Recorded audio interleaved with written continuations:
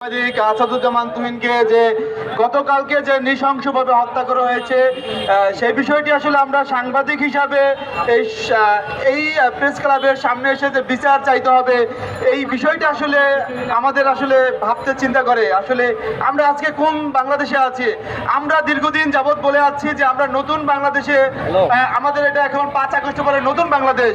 এটাই কি নতুন বাংলাদেশের উপহার যে সাংবাদিককে চাইলেই হত্যা করা যায়, চাইলেই নির্যাতন করা যায়, যে কেউ চাইলেই যে সাংবাদিকের উপরে যে এই ক্ষোভ ছাড়েন, বিশেষ করে যে হত্যা করতে দ্বিধাবোধ করে না, এটা আসলে কোনো রাষ্ট্রের কাঠামো হতে পারে না। কারণ আমি এই সরকারকে বারবার বলবো যে সাংবাদিকদের জন্য একটি সুরক্ষা আইন করা খুব প্রয়োজন। কারণ সাংবাদিকরা যেভাবে আসলে সমাজের যে দুর্নীতির থেকে শুরু করে এমন কোনো অপকর্ম নাই যা সাংবাদিকদের মাধ্যমে যে প্রচার হয় না, সেই সাংবাদিকদেরকে আসলে মুখ বন্ধ করে রাখার জন্য যে ধরনের আসলে এই সিস্টেম চালু হয়েছে, এই সিস্টেমগুলো আসলে বন্ধ করা উচিত। না হলে আসলে এক সময় যে বাংলাদেশে যে পরিমাণ দুর্নীতি, চাঁদাবাজ, এগুলো আসলে থামানো সম্ভব নয়। কারণ এই গতকালকে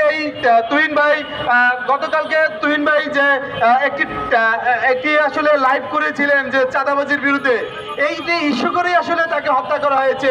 দিনে দুপুরে প্রকাশ্যে তাকে হত্যা করা হয়েছে জবাই করে। এটি আসলে এই বাংলাদেশে এই সময়কালে আসলে চিন্তা করা যায় না।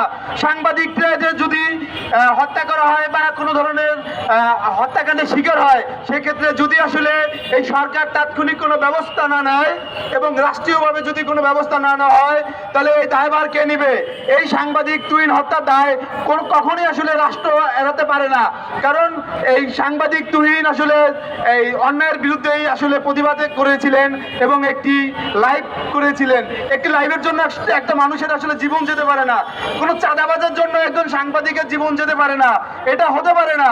আমরা সাংবাদিকরা সবাই আসলে রাষ্ট্রের কাছে একটি কথাই বলবো যে ফের যেন কোনো সাংবাদিককে আসলে কেউ যেন আঙ্গুল তুলে কথা বলতে না পারে। সাংবাদিকদেরকে যারা তাদের কলম এবং ক্যামেরা বন্ধ রাখতে চায়, তাদেরকে আসলে বিশেষ করে সাংবাদিকদের থামিয়ে দিয়ে আসলে কিছু করা সম্ভব নয় বাংলাদেশে। কারণ সাবেক যে স্বৈরাচার সরকার বাংলাদেশ থেকে পালিয়ে গেছে, সেখানে আসলে এই সাংবাদিকদের ভূমিকা সর্বোচ্চ বেশি। কারণ এই সাংবাদিকরা যদি আসলে সংবাদ প্রচার না করতো, তাহলে 5 আগস্টের মতো ঘটনা নাও ঘটতে পারতো। কারণ দেশের মানুষ আসলে এই সাংবাদিকদের মাধ্যমে আসলে অগ্রসর হয়েছে। আমি একটি কথাই বলবো যে আসলে এরপরের থেকে আর যেন কোনো সাংবাদিকদের কেউ যেন হত্যা করতে না পারে, নির্যাতনের শিকার না হয়। আমি চাইবো যে আমাদের যত সংগঠন আছে সাংবাদিকদের, সবাই আসলে সাংবাদিকদের পাশে দাঁড়াবেন। আসলে সাংবাদিক সংগঠন শুধু সাংবাদিকদের জন্যই। যদি সাংবাদিকদের বিপদের সময় এই সাংবাদিকরা পাশে না দাঁড়ায়, তাহলে এই সংগঠনটা আমাদের কি কাজে আসবে? সর্বোপরি আমি একটা কথাই বলবো যে সরকার যেন দ্রুত সময়ের ভিতরে এই তুহিন হত্যার বিচারটি দৃষ্টান্তমূলক সৃষ্টি করে, এই দাবি জানিয়ে আমি আমার বক্তব্য শেষ করছি এখানে।